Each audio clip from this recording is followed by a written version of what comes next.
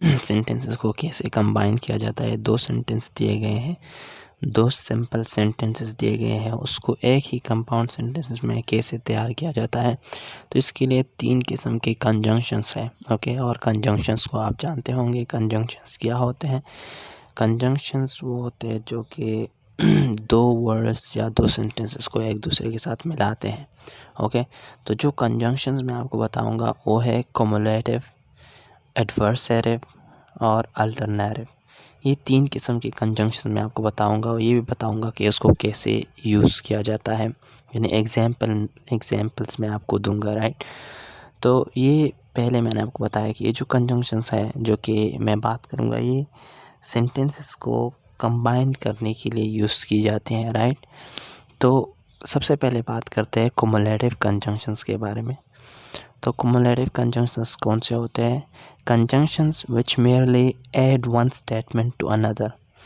एक स्टेटमेंट दिया गया है, उसको दूसरे के साथ मिलाने के लिए सिर्फ वो उन दोनों को एक करने के लिए, ओके, वो कंजंक्शंस यूज़ होते हैं।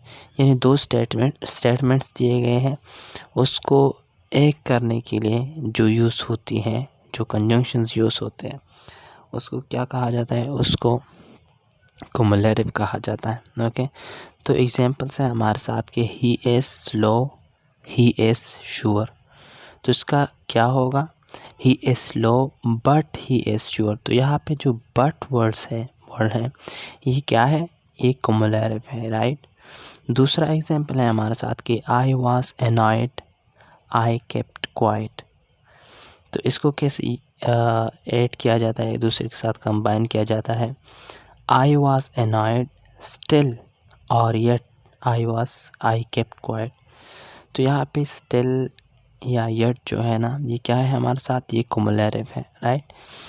और भी एग्जांपल्स हैं हमारे साथ, पर अब बात करते हैं एडवर्सेटिव के बारे में कि एडवर्सेटिव क्या होते हैं। तो वो conjunctions which express opposition or contrast between the two statements। Okay, जो कि अपोजिशन यानी दो स्टेटमेंट्स है, तो उनमें जो अपोजिशन होती है उसको जो कंजंक्शंस दिखाते हैं ना, तो उसको क्या कहा जाता है? उसको एडवर्सेटिव कहा जाता है। यानी दो सेंटेंस दिए गए होते हैं, तो और ये दोनों सेंटेंसेस ज़्यादातर अपोज्ड होते हैं, यानी एक दूसरे की अपोजिट बात करते हैं, उसमें कंट्रास्ट होती है, राइट। तो उन दोनों को ऐड करने के लिए जो कंजंक्शंस यूज़ होते हैं, उनको क्या कहा जाता है? उनको एडवर्सेटिव कहा जाता है। एग्जांपल्स हैं हमारे साथ के make haste, you will be late. तो इसको ऐड करने के लिए मेक हेस्ट और you will be late. Okay, और तो यहाँ पे क्या यूज़ हुआ है? और। ओके, तो ये क्या है हमारे साथ? और ये हमारे साथ है एडवर्सेटिव, क्योंकि ये दो स्टेटमेंट्स हैं, अपोजिट स्टेटमेंट्स हैं, उसके बारे में कंट्रास्ट दिखाते, अपोजिशन दिखाते हैं, राइट।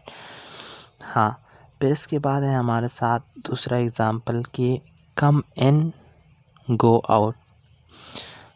तो इसका क्या होगा हमारे साथ? कम इन और गो आउट। तो यहाँ पे और क्या है हमारे साथ?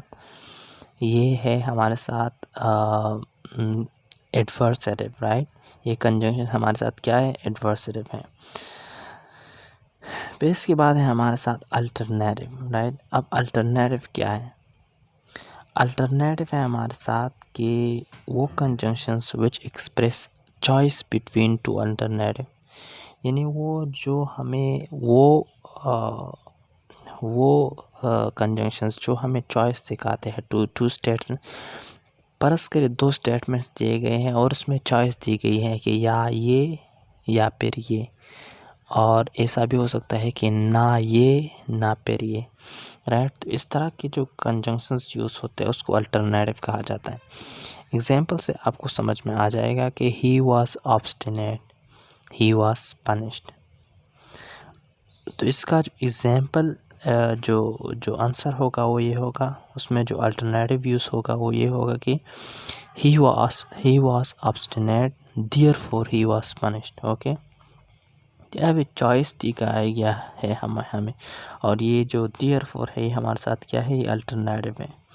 दूसरा एग्जांपल है कि हमारे साथ कि I can not see, it is very dark. Okay, तो इसका जो आंसर होगा वो होगा कि I can not see for it is very dark. तो ये क्या है हमारे साथ, हमें चॉइस दिखाता है, तो ये फॉर है हमारे साथ alternative, right.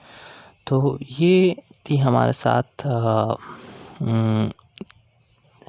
3 kinds of conjunctions, right, जो कि सिंथेसिस ऑफ सेंटेंसेस में यूज़ होती है, क्युमुलेटिव, एडवर्सेटिव, अल्टरनेटिव। तो उम्मीद रखता हूँ कि आपको वीडियो समझ में आ गया होगा, and thank you so much for watching the video.